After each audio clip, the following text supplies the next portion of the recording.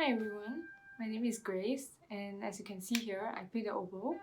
I started playing the oboe when I was 13 years old in the school band, and after A levels, I went to Yongsu Conservatory of Music in Singapore, and I got my bachelor's degree last year in June. And I'm currently now studying my master's degree in Sibelius Academy in Finland.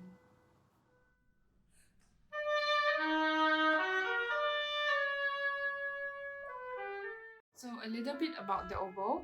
It is one of the oldest instruments among the woodwind family, and I think it can be dated back to about 17th century. So, but of course, it didn't look like this last time. It was lesser keys and it's a different type of wood. But yeah, it is quite an old instrument.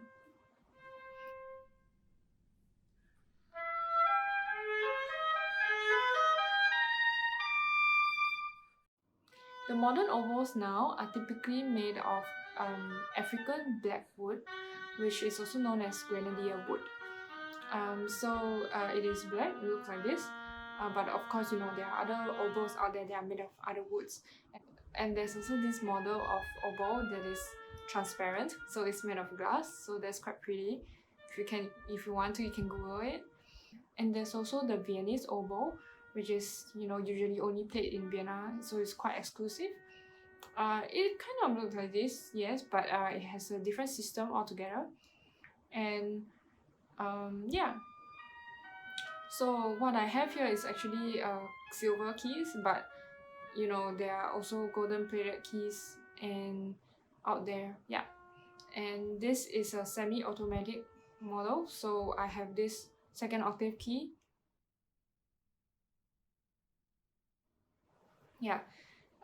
So there's also like fully automated oboes, which means that there's no second octave key, there's no this key right here. And there's also the template system and everything. So yeah. But I would say probably this is the most common system there is.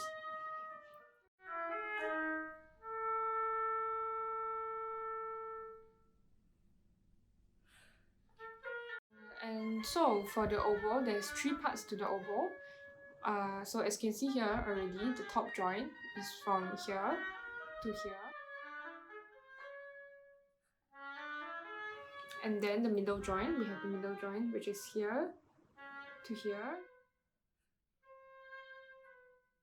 And then we have the bell, so it's over. This is the bell. Yeah. But I would say the most important part of an oboe is actually the reed, because without it, we can't make any sound.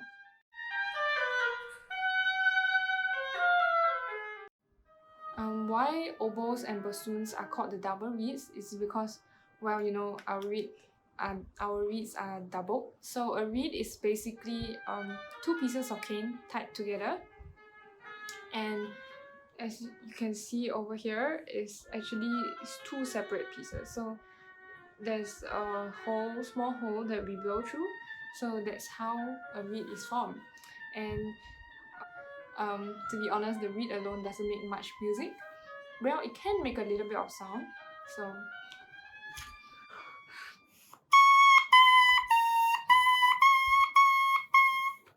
yeah, something like that. But if we put into the oboe, it can make beautiful music. So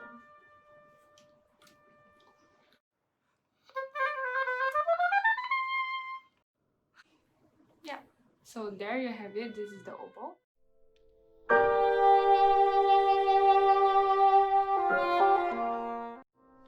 I also have with me the bigger cousin of oboe, which is the English one. Yeah. So as you can see over here, it's a lot longer and bigger than the oboe.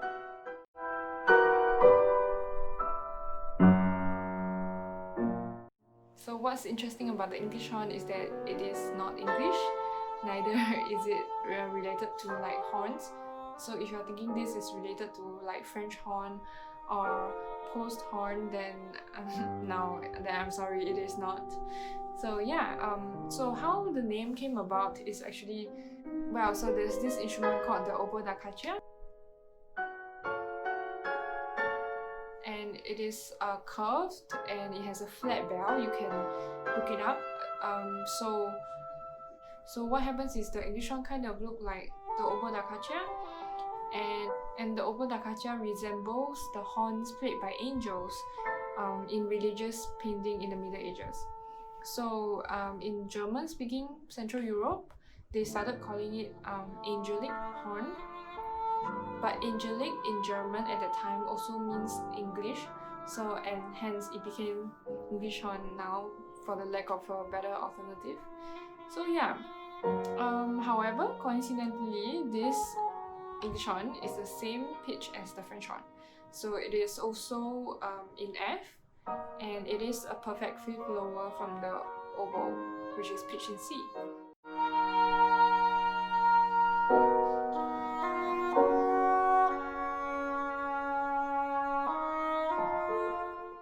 So similar to the oboe, the English horn has three parts. So as you can see, this is the top joint. Over here, until here, and then this is the middle joint.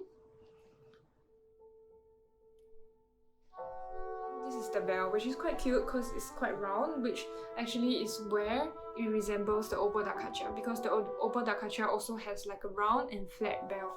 So if I compare it with the oboe, you can see that, yeah, it is rounder and bigger than the oboe. But one thing special about the English horn is that it has a bogle. So similar to the bassoon, it has a bogle.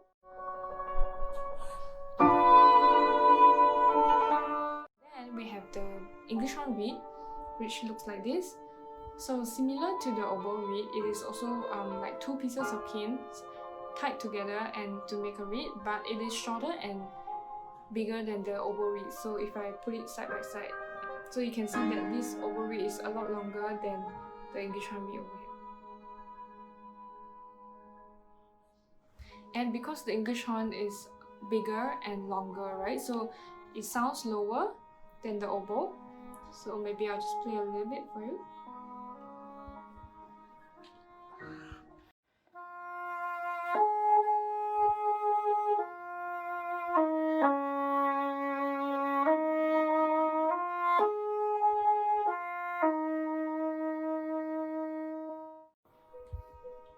Yeah, so there you have it. This is the English horn.